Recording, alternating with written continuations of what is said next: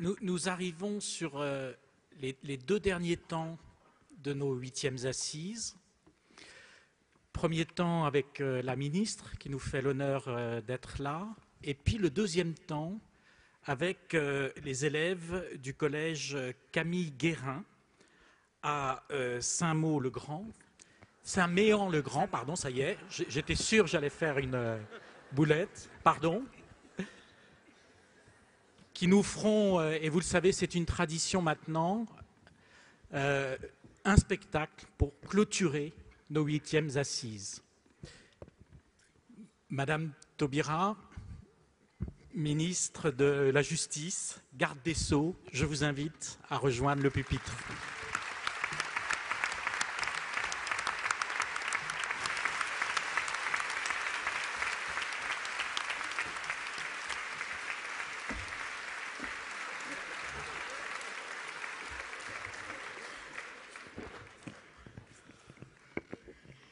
Merci. C'est un vrai plaisir de prendre la parole après la déclaration d'amour que vient de vous faire Emmanuel Berco. Déclaration d'amour méritée. Alors, je vais quand même saluer, respecter le protocole juste parce que c'est une règle très agréable en plus. Monsieur le Président du Conseil départemental d'Ille-et-Vilaine, Monsieur le Vice-président, Madame le Préfet, Monsieur le représentant du Premier président de la Cour d'appel de Rennes, Monsieur le représentant de la procureure générale près la Cour d'appel de Rennes, Monsieur le président du tribunal de grande instance de Rennes, Monsieur le procureur de la République près... vous ne saviez pas qui est tout ce monde-là? Madame la défenseure des enfants, Madame la directrice du journal de l'Action sociale, organisatrice des Assises nationales de la protection de l'enfance, Monsieur le directeur général de l'Audace, Monsieur le délégué général de l'Audace, Mesdames et Messieurs les présidents d'associations, Mesdames et Messieurs les directeurs de service, je crois que j'ai fait le plus difficile. Je suis heureuse d'être là. J'ai oublié qui? Oui, mais maintenant je vais vous parler. En tout cas, je disais que je suis heureuse d'être là. Je suis vraiment heureuse d'être là, d'être venue jusqu'à vous, une fois de plus. L'an dernier, nous étions ensemble à Lille. D'être venue jusqu'à vous pour avoir le privilège de vous parler, justement. De vous parler. Je sais que dans la salle, vous êtes de tous les métiers qui interviennent auprès des enfants. Donc, évidemment, des éducateurs, évidemment, des thérapeutes, des psychologues, évidemment, des avocats aussi, des travailleurs sociaux, des greffiers, des magistrats, il y en a, oui, aussi. Plein de bénévoles, oui, plein de bénévoles. Il y a vous, c'est tout, il y a vous. Et je suis avec vous cette année encore pour vous dire que je sais quels efforts vous déployez tous les jours et on ne vous le dit pas assez. Et merci de l'avoir dit avec ces mots-là, Emmanuel. On ne vous le dit pas assez, mais nous savons quels efforts vous déployez tous les jours pour assurer la protection de l'enfance et même pas seulement la protection de l'enfance, mais en réalité, quotidiennement, minute après minute, la protection des enfants. Et que vous additionnez vos efforts pour assurer la protection des enfants. Et il est important qu'en qualité de garde des Sceaux, ministre de la Justice, je vienne rappeler, et merci de me formuler l'invitation chaque année, je vienne rappeler la part que la justice prend dans ce champ large de la protection des enfants, parce qu'évidemment, spontanément, on pense directement aux conseils départementaux, aux anciens conseils généraux, d'autant que, aussi bien les lois de décentralisation de 86 et 89 que la loi du 5 mars 2007, toutes ces lois ont fixé le rôle des conseils généraux puis départementaux dans la protection des enfants et en particulier la loi de 2007, elle a bien clairement séparé la responsabilité des conseils généraux départementaux dans la protection des enfants et a prétendu confier exclusivement à la protection judiciaire de la jeunesse la prise en charge de l'enfance délinquante. Or, l'expérience que nous avons, c'est que les enfants en danger sont souvent des enfants qui commettent des actes de délinquance et inversement que des enfants qui commettent des actes de délinquance sont des enfants en danger et qui appellent une protection. Et en tout état de cause, l'approche que vous avez dans la prise en charge de ces enfants, c'est une approche qui consiste à prendre en charge l'enfant dans sa totalité, dans sa globalité, dans son intégralité et son intégrité. Et donc, vous le recevez en tant que tel et qu'on ne peut pas le découper comme ça avec cette part qui peut l'exposer et cette part d'acte qu'il a pu commettre. En tout état de cause, la justice est extrêmement présente, ne serait-ce que parce que 88% des placements qui sont mis en œuvre par les conseils départementaux émanent d'une décision de justice, c'est une décision du juge des enfants, et que dans les mesures de milieu ouvert, 70% d'entre elles, de celles qui sont mises en œuvre, le sont dans le cadre judiciaire. Donc la justice est extrêmement présente.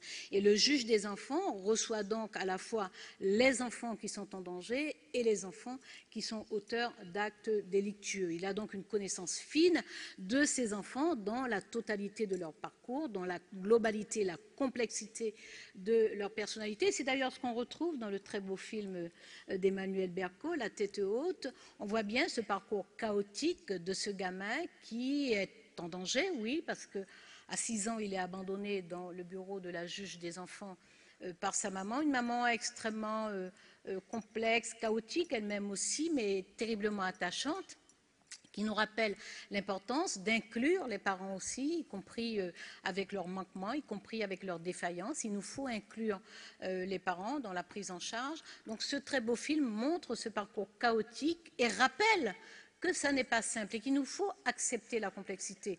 Alors, je vous le dis à vous, ça n'a même pas de sens de vous le dire à vous, mais je le dis pour que la société l'entende, parce que vous savez qu'il faut accepter la complexité. Vous êtes confrontés constamment à la complexité.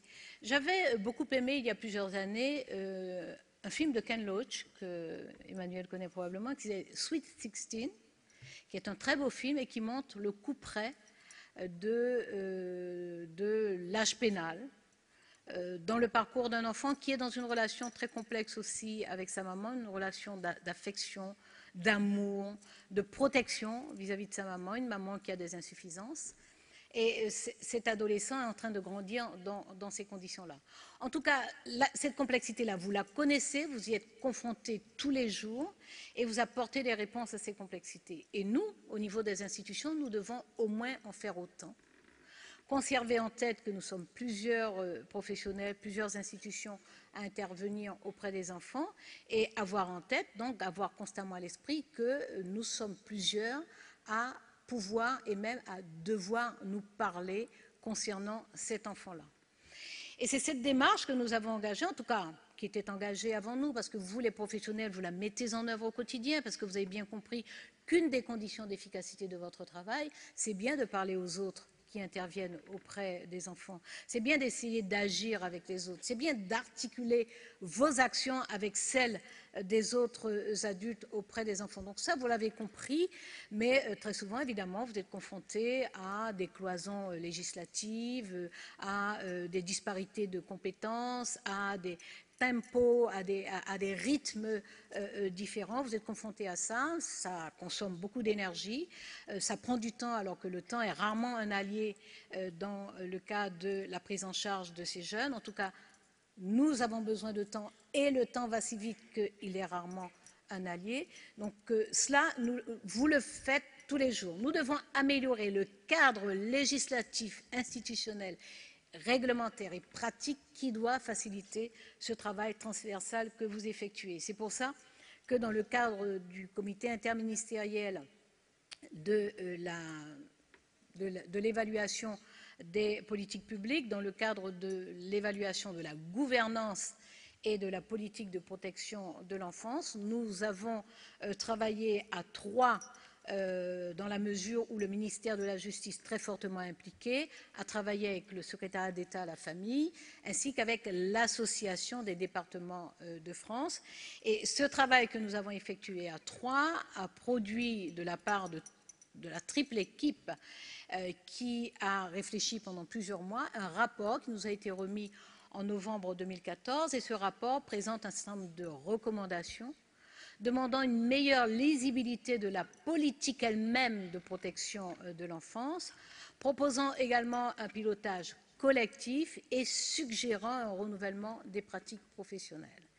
Et nous devons être à vos côtés de façon à ce que ces recommandations qui croisent le plan d'action que Mme Laurence Rossignol vous a présenté longuement hier, avec une centaine de préconisations. Ces recommandations qui croisent donc à la fois le plan d'action du secrétariat d'État à la famille ainsi que les orientations qui ont été diffusées par la directrice de la protection judiciaire de la jeunesse en septembre 2014, que ces recommandations soient mises en œuvre de la façon la plus efficace possible, en vous incluant, en intégrant ce que vous avez vous-même produit comme expérience et comme réflexion sur ces expériences. Donc, parmi ces recommandations, il y en a qui relèvent directement du ministère de la Justice, parce que nous devons notamment améliorer les éléments liés à l'activité des tribunaux pour enfants, mieux connaître ces éléments de façon à ce qu'ils nourrissent même l'ajustement de la politique de protection de l'enfance et d'accompagnement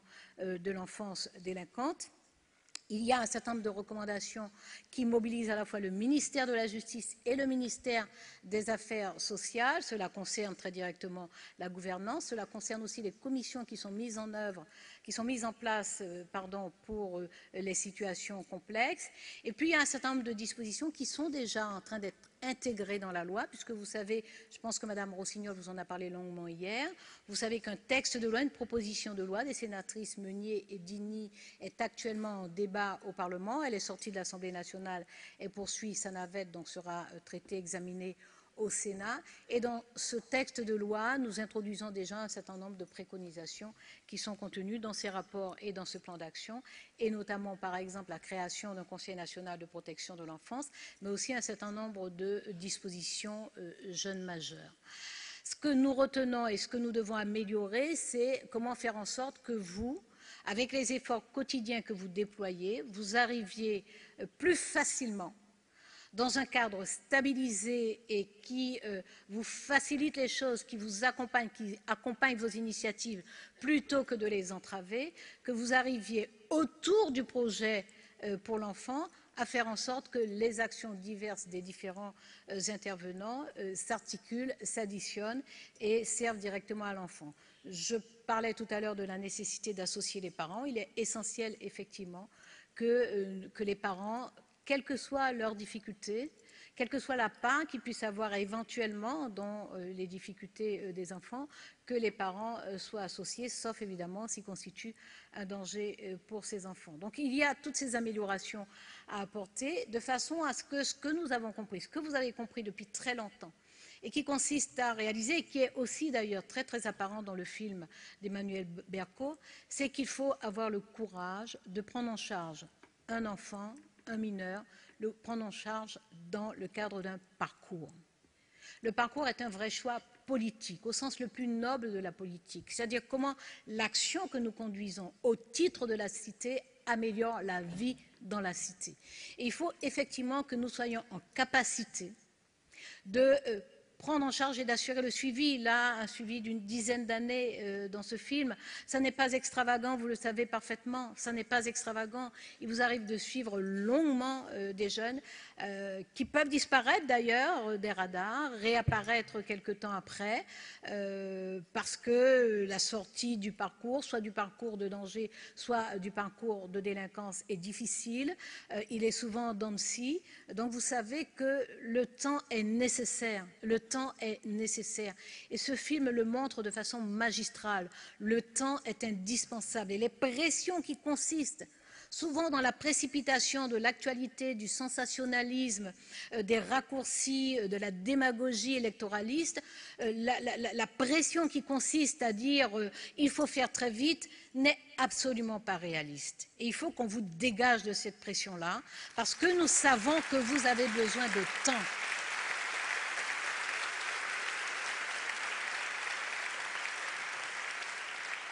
Et dans la logique du parcours, il y a une situation particulière que vous connaissez, c'est celle du couperet de la majorité. C'est celle de ces adolescents qui vont devenir adultes.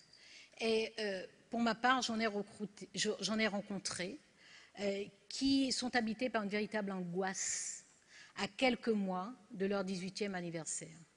Et j'ai suffisamment échangé avec des professionnels pour savoir que vous savez à quel point, d'une certaine façon, on fait violence, y compris à votre travail. C'est une violence vis-à-vis de l'adolescent qu'au 18e anniversaire, tout doit s'arrêter. C'est une violence aussi à votre travail, parce qu'il est à la fois absurde et dangereux de mettre un terme à un projet, à un programme, à un accompagnement qui devrait s'arrêter brutalement le jour du 18e anniversaire, alors qu'il faut 4 mois de plus, 6 mois de plus, 1 an de plus, parfois même un peu plus, et qu'il faudrait arriver à dégager à la fois le temps et les moyens pour que vous puissiez accompagner ce jeune jusqu'à ce qu'il ait reconquis son autonomie et qu'il puisse continuer à avancer ensemble.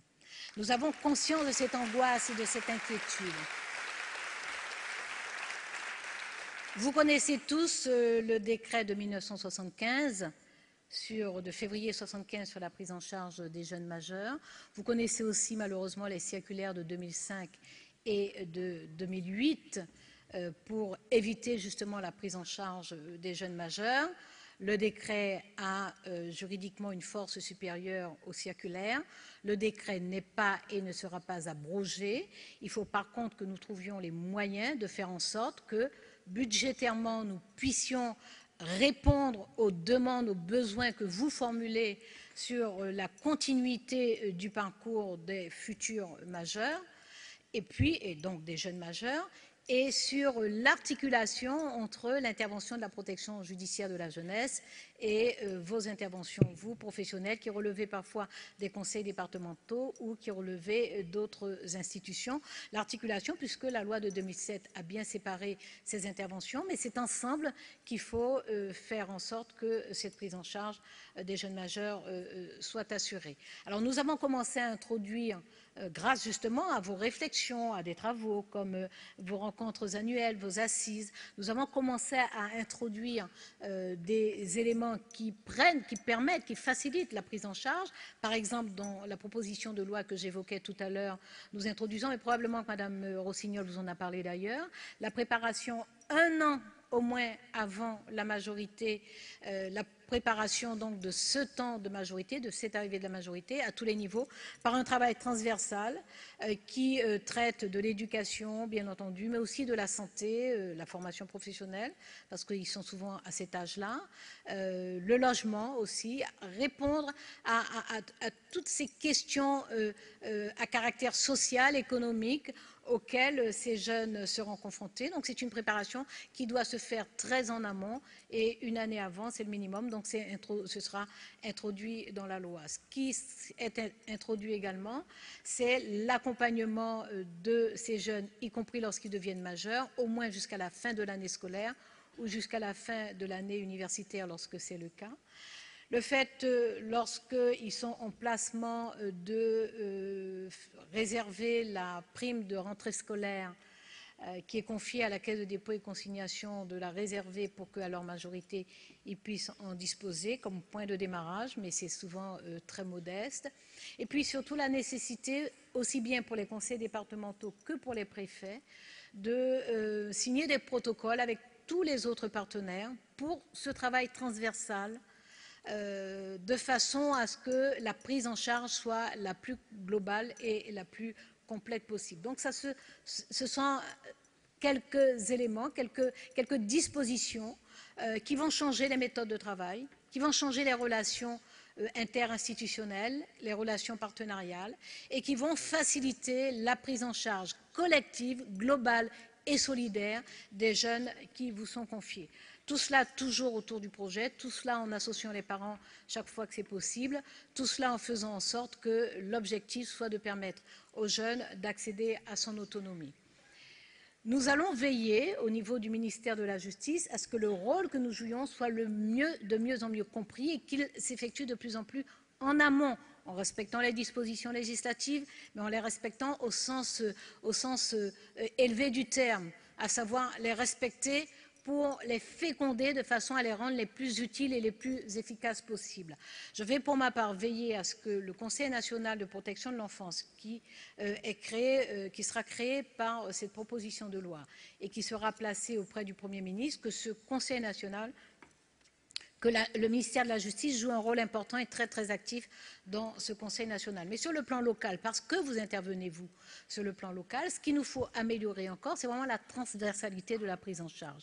Faire en sorte que cette prise en charge qui est pluridisciplinaire, parce que vous êtes différents, spécialisés avec des compétences dans des métiers différents, que cette prise en charge disciplinaire non seulement soit favorisée, mais qu'elle donne lieu aussi à une dynamique interdisciplinaire, c'est-à-dire que l'échange soit le plus facile, le plus fluide possible, de façon à ce que le travail de chacun d'entre vous soit à la fois valorisé et fécondé, fertilisé par l'intervention des autres. Ce travail est absolument indispensable et nous allons veiller au niveau du ministère de la Justice de plus en plus fortement à ce qu'il soit non seulement possible, mais à ce qu'il soit rendu plus facile. Par ailleurs, évidemment, nous savons qu'il faut connaître et mesurer pour agir de façon efficace. Et nous avons prévu, c'est aussi une disposition du texte de loi, nous avons prévu que les statistiques dont nous pouvons disposer, que nous allons améliorer encore, que ces statistiques, une fois anonymisées, soient transmises à l'ONED, à l'Observatoire national de l'enfance en danger, qui va devenir d'ailleurs l'ONPE, de la protection de l'enfance, lui transmettre de façon à ce qu'il y ait un traitement de ces statistiques, aussi bien dans la prise en charge civile que dans la prise en charge pénale, pour qu'à partir de ces éléments objectifs, nous puissions ajuster mieux encore la politique d'intervention auprès des jeunes. Sécuriser le parcours, assurer la continuité de la prise en charge, cela veut dire regarder les situations un petit peu particulières. Il y a des situations qui ne sont pas fréquentes, mais qui sont délicates et qui appellent un certain nombre de réponses. Nous avons été placés devant la difficulté du manque de statut d'enfants qui sont placés à long terme, mais qui sont exposés à une reconduite incertaine, régulière, fréquente du placement. Nous savons qu'il faut adapter le statut de ces enfants. Je le dis avec beaucoup de précaution parce que vous savez mieux que personne comment dans le temps, il y a eu une période où on a considéré que dès qu'un enfant était en danger, la première chose à faire, et définitivement, c'était de l'arracher à sa famille. Ensuite, il y a eu une autre période où on a complètement donné un autre coup de gouvernail et où on a considéré qu'il fallait aussi souvent que possible éviter de l'arracher à la famille. La bonne solution, elle est tout simplement dans le discernement. Elle est dans le discernement. Je ne crois pas qu'il y ait de règles systématiques qui vaillent. Je crois qu'il y a la confiance à faire aux professionnels pour qu'ils perçoivent, à la fois avec leurs compétences objectives, mais aussi avec leur sensibilité, avec ce que disait Emmanuel tout à l'heure, à la fois leur professionnalisme et leur engagement, parce que vous n'êtes pas dans ces métiers-là, vous n'exercez pas ces métiers-là, comme on fait d'autres jobs, je ne veux pas en citer parce qu'on ne sait pas. Il suffit que j'en dise un, et puis vous avez quelqu'un dans votre famille qui exerce ce métier-là, que vous aimez beaucoup, et puis moi, vous allez me détester. Donc, bon, en tout cas, ces métiers-là, vous les exercez, parce que vous les avez choisis, et parce que vous avez choisi d'y rester malgré les difficultés, et elles sont colossales, malgré l'ingratitude, et elle est éprouvante, malgré toutes les difficultés du quotidien, mais aussi malgré l'exaspération qui peut naître de l'attitude de ces enfants qu'on s'obstine à protéger. Malgré tout cela, vous êtes là, vous tenez bon. Par conséquent, nous devons comprendre qu'il faut vous faire confiance pour savoir ce qui est mieux pour l'enfant que vous avez en charge par rapport à la situation, au moment où cela survient, par rapport à la vie de la famille, au rapport des parents avec les enfants. Vous êtes vraiment les mieux placés pour savoir ce qu'il convient de faire. Donc il nous faut créer les conditions pour que ce discernement soit le facteur déterminant de la décision à prendre.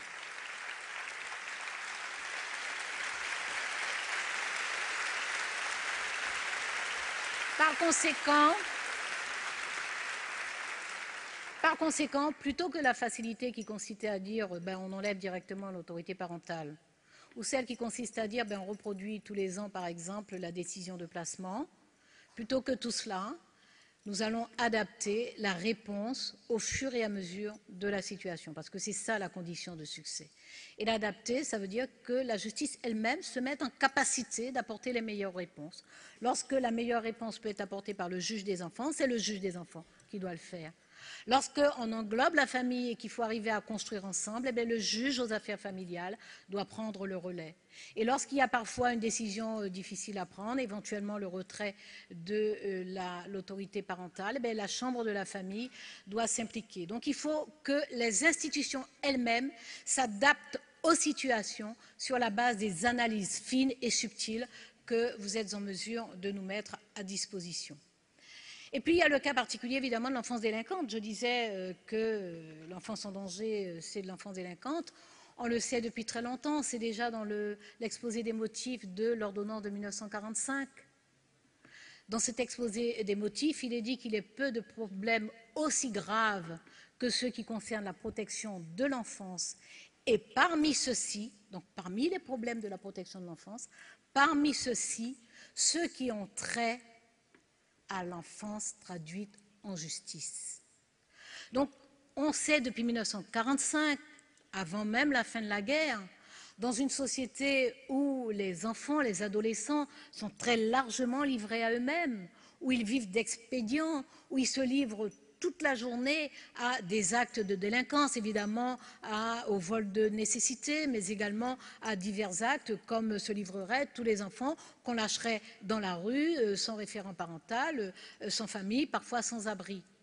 Et même à cette époque-là, nous avons une ordonnance qui dit qu'il est peu de problèmes aussi graves que ceux qui concernent la protection de l'enfance, et parmi ceux-ci, ceux qui ont trait à l'enfance traduite en justice.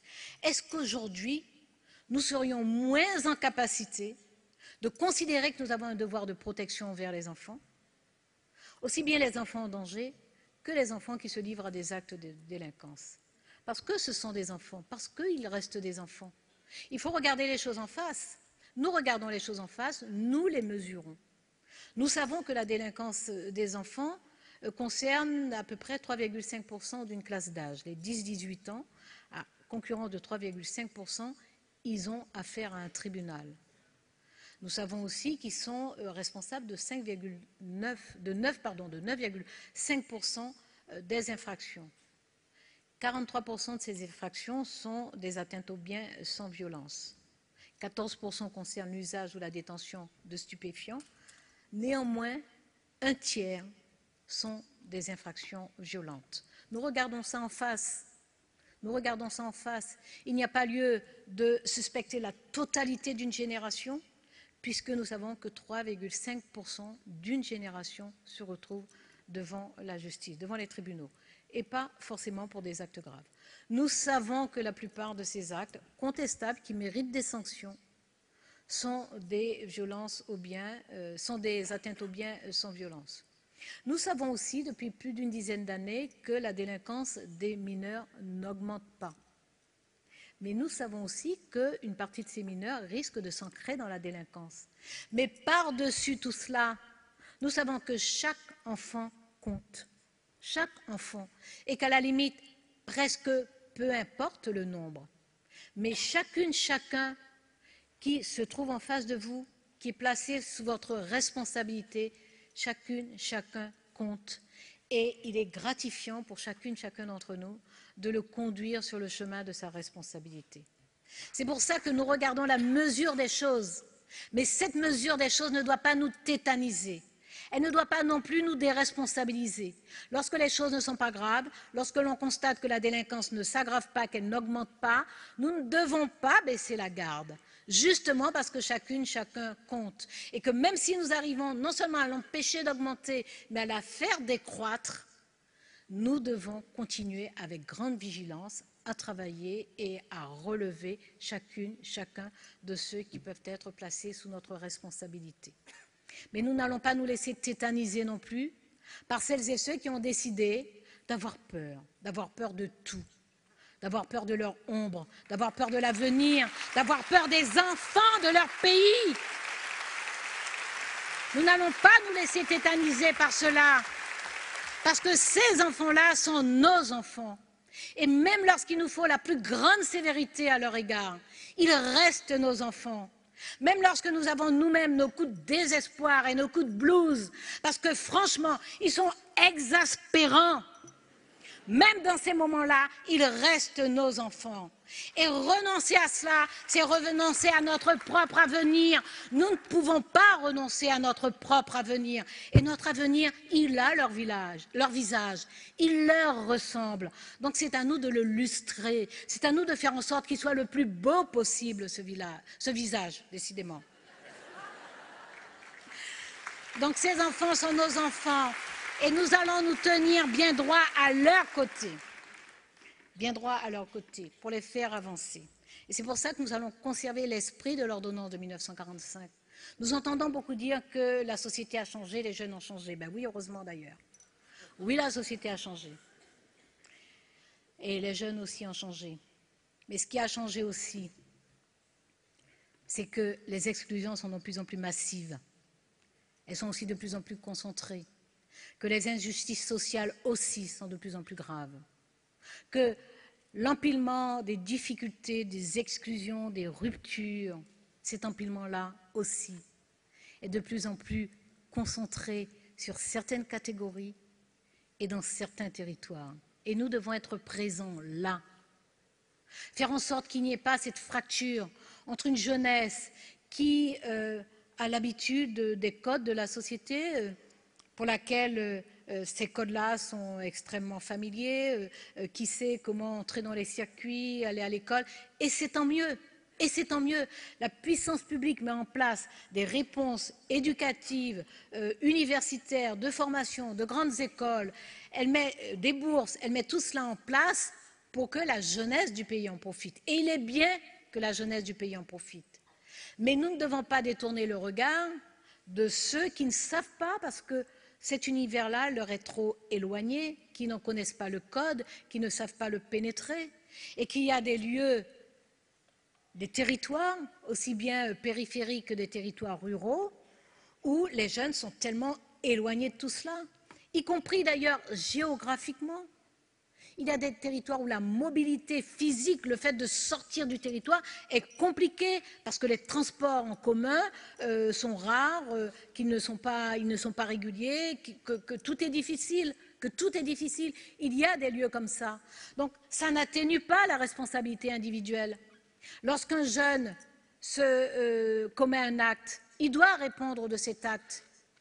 Mais ça n'exonère pas la puissance publique des manquements de politique publique qui font que dans certaines parties du territoire, il y a un taux d'illettrisme plus élevé, qu'il y a un taux d'addiction à l'alcool plus élevé, qu'il y a une rupture plus fréquente et plus ordinaire. Ça n'exonère pas la puissance publique des insuffisances qui font qu'il y a des concentrations de difficultés à certains endroits. Donc responsabiliser les jeunes, oui, c'est une ambition de la politique de prise en charge de la jeunesse. Ne pas les abandonner à eux-mêmes, leur ouvrir un chemin, avoir donc une justice qui soit spécialisée pour la jeunesse, qui prenne des décisions individualisées, qui assume très clairement la primauté de l'éducatif, c'est-à-dire que même dans les sanctions, il faut qu'il y ait une dimension éducative, qui responsabilise les jeunes et leur permet de se retrouver, de se prendre en charge, de se respecter, de retrouver de l'estime de soi, de respecter les autres, de respecter les règles, de respecter la société, de respecter les victimes. C'est un apprentissage et parfois c'est à vous qu'il incombe d'assurer cet apprentissage à la jeunesse, pour ne pas la laisser pousser comme ça, comme de la mauvaise herbe, qui envahit tout, qui égratigne tout, qui défait tout et qui surtout se détruit elle-même. C'est à vous qu'il incombe de le faire et c'est la grandeur de vos missions au quotidien, même s'il y a rarement quelqu'un pour venir vous le dire.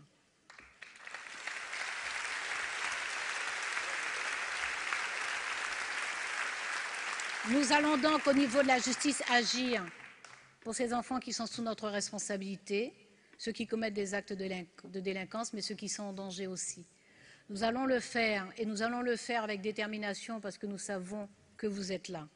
Nous savons que vous savez percevoir les fragilités sur ces enfants, y compris lorsqu'ils jouent au matamor. Parmi ceux qui craignaient d'atteindre leur majorité et donc de constater l'interruption du projet dans lequel ils étaient impliqués avec leurs éducateurs, j'en ai vu des malabars, des grands massifs qui me regardaient comme ça pour me parler, pour me dire « je serai majeur dans 4 mois, tout va s'arrêter, qu'est-ce que vous pouvez faire ?» Des grands malabars, des tas de muscles fragiles. C'est ça que parfois on a entre nos mains. Et vous savez combien pour cette jeunesse-là, il peut y avoir une désespérance incommensurable. On le sait, y compris chez la jeunesse qui ne donne pas de signes. On connaît le taux de suicide chez les adolescents. On connaît la vulnérabilité de ces adolescents que les réseaux sociaux insultent, humilient. On sait que la jeunesse a ces fragilités-là. Elles sont intrinsèques, elles sont liées à cette période de la vie de troubles, d'interrogation sur soi-même, de désarroi parfois absolu. On le sait. On le sait. On sait que ne percevant pas l'horizon, ils peuvent se demander s'ils sont perdus. Jacques Prévert dit, sans doute pour résumer ce genre de situation, que quand la vie est une cage, chaque jour est une larme. Vous faites en sorte que même lorsque ces adolescents ont le sentiment que la vie est une cage, vous faites en sorte que chaque jour ne soit pas une larme. Et vous le faites ensemble, parce que vous travaillez ensemble. Et que nous allons faire en sorte que vous puissiez de plus en plus travailler ensemble et travailler mieux ensemble. Et Jacques Prévert aussi, quand la vie est un collier, chaque jour est une perle. Vous, vous êtes un collier solidaire. Ça, c'est un extrait d'un poème qui s'appelle Fatras. Fatras. Et qu'est-ce que la vie sinon un fatras? Un fatras de succès et d'échecs, un fatras de désillusions et de belles surprises, un fatras de bonnes et de mauvaises nouvelles, c'est ça la vie. C'est ça la vie. Et c'est ça que vous faites éclore. Donc merci à vous d'être ce collier solidaire. Merci à chacune, chacun d'entre vous d'être cette perle, puisque quand la vie est un collier, chaque jour est une perle. Vous, vous êtes un collier solidaire et chacune, chacun d'entre vous est une perle. Et mieux encore, chacune, chacun d'entre vous, c'est percevoir chez ces jeunes, chez ces enfants, dans le fond de leur cœur, peut-être, sans doute, souvent en tout cas, une perle qui ne demande qu'à être libérée pour briller. Merci.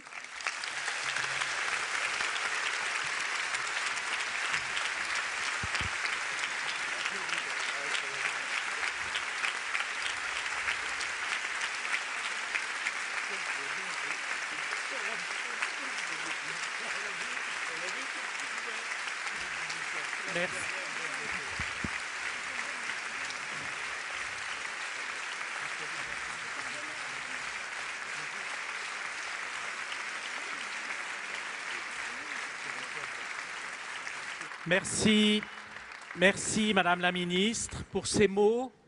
Merci d'avoir accepté de conclure ces assises avec, au fond, une reconnaissance et un hommage à chacun des professionnels présents et aussi à tous ceux qui n'ont pas pu venir. Et vous savez notre attachement pour finir ces assises avec les enfants. Et cette fois-ci, c'est avec des enfants d'un collège qui vont permettre de symboliser quelque chose que nous portons, qui est le lien avec l'école. Parce que, et Madame la Ministre l'a rappelé, il faut tout un quartier pour éduquer un enfant, pour l'accompagner dans sa volonté de grandir, pour ouvrir son avenir, mais aussi ouvrir notre avenir. Et que la protection de l'enfance, c'est aussi l'affaire de tous, ça a été redit à plusieurs reprises.